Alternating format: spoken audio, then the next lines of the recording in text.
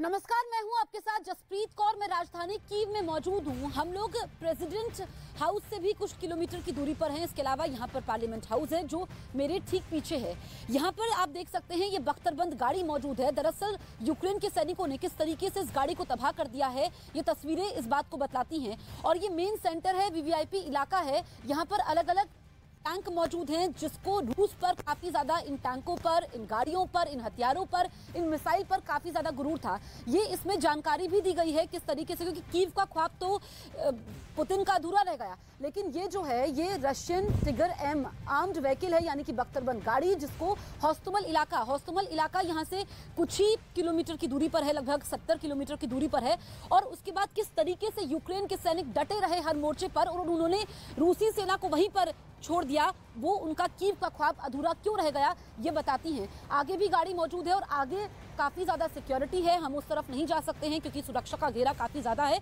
ऐसे में हम आपको ये दिखा रहे हैं कि तमाम यहाँ पर आधुनिक गाड़ियां मौजूद है जिनको यूक्रेन के सैनिकों ने मार गिराया। और हम देख रहे हैं कि इस युद्ध में यूक्रेन के सैनिक डटे भी हुए हैं, बल्कि रूसी सैनिकों को पीछे भी खदेड़ रहे हैं। अगर हम यूक्रेन के मारिउपोल शहर की बात करें तो पूरी तरीके से यह शहर तबाह हो चुका है, लेकिन वहां पर अज़ोवस्ताल स्टील प्लांट, जिसमें अभी तक यूक्रेन के सैनिक कह रहे थे कि वो रूसी सैनिकों को खदेड़ चुके हैं, यानी कि उस पर कब्जा नहीं हो पाया है, लेकिन अब रूसी सैनिक अलग दावा कर रहे हैं, जबकि यूक्रेन के सैनिक उस दावे को झुठला रहे हैं। इसकी सच्चाई क्या है, मारिउपोल शहर में इस वक्त स्थिति क्या है, एक रिपोर्ट के जरिए मैं आपको दिखाती हूँ।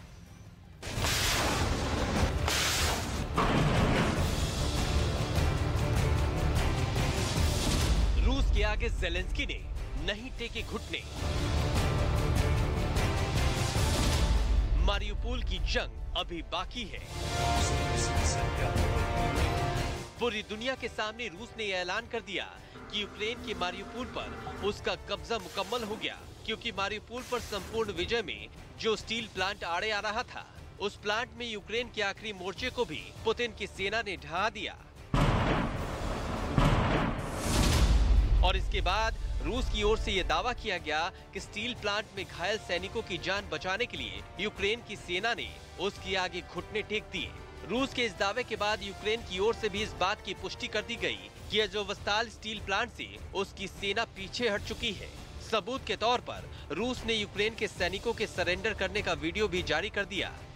सरेंडर के वीडियो में बड़ी संख्या में यूक्रेन के सैनिक अपने घायल साथियों को स्ट्रेचर पर लेकर स्टील प्लांट से बाहर निकलते दिखे थे। प्लांट से बाहर आने के बाद रूसी सेना के जवानों ने सभी की तलाशी ली, बैग से लेकर उनके कपड़े तक खंगाले गए। इसके बाद यूक्रेन के सारे सैनिक अपने साथियों के साथ वहां खड़ी गाड़ियों में चले गए। उस वक्त रूस की तरफ से ये दावा किया गया कि अज़ोवस्ताल स्टील प्लांट में छिपे यूक्रेन के करीब 1000 सैनिकों ने उसकी सेना के आगे हथियार डाल दिए, जिसका सीधा सीधा मतलब ये था कि अज़ोवस्ताल स्टील प्लांट को जीतने के बाद पूरा मारिउपोल शहर पुतिन के कंट्रोल में आ चुका है। लेकिन अब इस कहानी में नया मोड़ आ गया है। अज़ोव रेजिमेंट के एक कमांडर ने स्टील प्लांट पर रूसी कब्जे के दावे को रूस का प्रोपेगेंडा बताया है। Я не буду розголошувати. Дякую всьому світу та дякую Україні за підтримку. मारिउपोल के स्टील प्लांट में ऑपरेशन जारी रखने का दावा जो जवान इस वीडियो में करता दिख रहा है, वो अज़ोव रेजिमेंट के डिप्टी कमांडर है।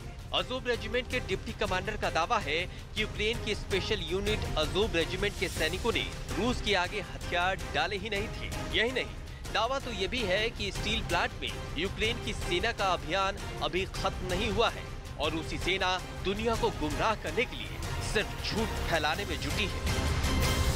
Я не буду розголошувати. Дякую всьому світу та дякую Україні за підтримку. इस दावे से ठीक उलट रूस ने यह दावा किया था कि स्टील प्लांट से ज़ेलेंस्की की सेना के जिन सैनिकों ने हथियार डाले हैं वो अज़ोव रेजिमेंट के ही जवान हैं, जिन्होंने कई दिनों तक रूस की सेना के नाक में दम कर रखा था, जो न सिर्फ अज़ोवस्ताल स्टील प्लांट में रूसी फौज को घुसने से रोक रहे थे, बल्कि हर मोर्चे पर उन्हें मुंह तोड़ जवाब दे रहे थे। खास बात यह है कि शहर के आखिरी किले को ढहाने के लिए रूस ने अपनी पूरी ताकत झोंक दी थी। यहाँ तक कि पुतिन ने अपने सबसे वफादार और खूंखार चेचन कमांडर रमजान कादिरोव को भी जंग में उतार दिया था, जिसके बाद चेचन लड़ाकों ने शहर में जमकर तबाही मचाई। रूस की सेना के साथ मिलकर चेचन लड़ाकों ने कई दिनों तक यूक्रेन की सेना के साथ जंग लड़ी। और इसका नतीजा क्या हुआ, वो मारिउपोल शहर की ये तस्वीरें बयां कर रही हैं। पूरा शहर खंडहर में तब्दील हो चुका है। यूक्रेन ने आरोप लगाया था कि शहर पर कब्जा करने के दौरान रूसी सेना ने हजारों लोगों का कत्ल करवा दिया। हालांकि बाद में रूस ने ये दावा किया कि उसकी सेना ने पूरे मारिउपोल शहर पर कब्जा जमा लिया है, लेकिन इसके बाद भी शहर के एक हिस्से में मौजूद अजोवस्ताल स्टील प्लांट रूस की पकड़ से दूर था। क्योंकि यूक्रेन की सेना की स्पेशल यूनिट अजोव रेजिमेंट ने स्टील प्लांट को अपना बेस बना लिया था और दावा किया कि यूक्रेन के करीब 2000 सैनिकों ने रूस के खिलाफ मोर्चा खोल दिया था। और इसी बात से रूस बौखला गया, क्योंकि पूरे शहर को जीतने के बाद भी स्टील प्लांट उसकी पहुंच से दूर था और यही बात पुतिन को परेशान कर रही थी। इसी वजह से रूसी फौज ने प्लांट के चारों तरफ से हमला बोल दिया। यूक्रेन के सैनिकों को वहां से निकालने के लिए रूसी सेना ने आसमान से बमों की बारिश कर दी। रॉकेट और मिसाइलों से प्लांट को निशाना बनाया गया। ताकतवर टैंकों से प्लांट की इमारतों को ध्वस्त कर दिया गया। कई दिनों तक चली जंग के बाद रूस ने यह दावा किया कि इन हमलों में यूक्रेन की सेना के ज्यादातर सैनिक मारे जा चुके हैं और जो बचे हैं वो घायल हैं। इसके बाद अजोवस्ताल स्टील प्लांट से घायल सैनिकों को निकालने के लिए रूस और यूक्रेन के बीच एक समझौता हुआ, जिसके बाद यूक्रेन के करीब 1000 सैनिकों ने रूसी सेना के आगे हथियार डाल दिए। Этого года была заблокирована группировка украинских боевиков нацистского формирования Азов. रूस के मुताबिक अजोवस्ताल स्टील प्लांट पर पूरी तरह कब्जा होने की जानकारी राष्ट्रपति पुतिन को भी दी गई।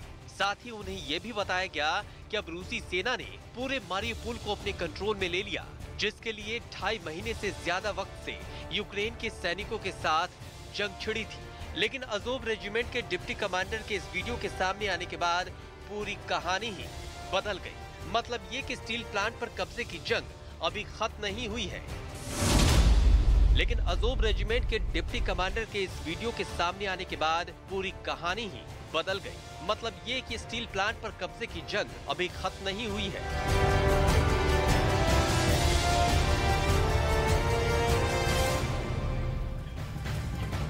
अब मैं आपको ओजेरा गांव से एक रिपोर्ट दिखाती हूँ। यहाँ पर हर घर तबाह दिखा। वहाँ पर रूसी भाषा में क्यों लिखा हुआ है, यूक्रेन के लोगों ने आखिर रूसी भाषा में क्यों लिखा, एक रिपोर्ट के जरिए मैं आपको बताती हूँ। वहां से देखिए मेरी एक्सक्लूसिव ग्राउंड रिपोर्ट।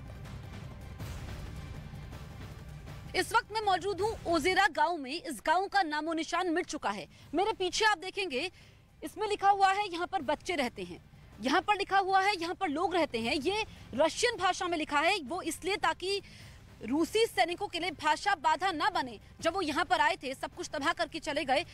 आप देखिए कि ये सब लिखने के बाद भी रूसी सैनिकों का दिल नहीं बसीजा। उन्होंने घर का क्या हाल कर दिया ये मैं आपको दिखाती हूँ। गाड़ी जल चुकी है, पूरा घर मलबे में तब्दील हो चुका है। यहाँ पर कई लोगों की जानें गई हैं। आप देखेंगे कि यहाँ पर खौफनाक मंजर रहा था। सिर्फ एक घर नहीं, पूरा इलाका तबाह हो चुका है। ये इनका घर है। ये ऐसे देखती हैं, अपने घर को निहारती हैं, क्योंकि इनका तो सब कुछ चला गया है। रोज यहाँ पर आती हैं, कुछ भी नहीं बचा है इनके घर में। ये दास्ता बताती हैं। दरअसल जो ये पीछे मेरे पीछे वाला ये घर है जहाँ पर मैं मौजूद हूँ, यहाँ पर भी बुजुर्ग रहते थे और बताया जाता है कि जब फरवरी के अंत में रूसी सैनिकों ने यहाँ पर हमला किया तो कुछ महिलाएं यहाँ पर मौजूद थी और उन्होंने धमाकों की आवाज सुनी तो उनको हार्ट अटैक हो गया, उनकी जान चली गई। उसके बाद रूसी सैनिकों ने उनको यहीं पर दफना दिया। ये घर देखेंगे आप, यहाँ पर भी रूसी भाषा में लिखा हुआ है कि यहाँ पर लोग रहते हैं। उसके बावजूद रूसी सैनिकों ने यहाँ पर तांडव मचाया, आतंक मचाया, इस घर को भी बर्बाद कर दिया। ये हर घर की कहानी है। पीछे करम आप वो तस्वीरें दिखाइए, वो भी घर के बाहर लिखा हुआ है। क्योंकि जब यहाँ पर रूसी टैंक मौजूद थे, आर्टिलरीज मौजूद थी, उनकी बख्तरबंद गाड़ियां मौजूद थी। दरअसल ओजेरा को उन्होंने बेस बनाया हुआ था कीव को घेरने के लिए। कीव का ख्वाब तो रूसी सैनिकों के लिए अधूरा रह गया, लेकिन ओजेरा खत्म हो गया। उधर आप देखेंगे ये रूस का ट्रक है जो जल चुका है। जब यहाँ तक यूक्रेन की सेना पहुंची उन्होंने रूस को भी नुकसान पहुंचाया। उसके बाद वापस तो रूसी सैनिक लौटे, लेकिन यहाँ पर ओजेरा पर सब कुछ खत्म हो गया। उधर आप देखेंगे, ये आप देखिए कि यहाँ पर भी लिखा हुआ था, लेकिन ये तो सिर्फ मलबा बचा है। ये तस्वीरें देख करके अंदाजा लगा पाना मुश्किल है कि यहाँ पर क्या था। घर था, दुकान थी, सिर्फ आप देख सकते हैं कि यहाँ पर बर्बादी के निशान बचे हुए हैं। ये एक घर की कहानी नहीं है। बताया जाता है कि यहाँ पर अनेकों लोगों की जान गई।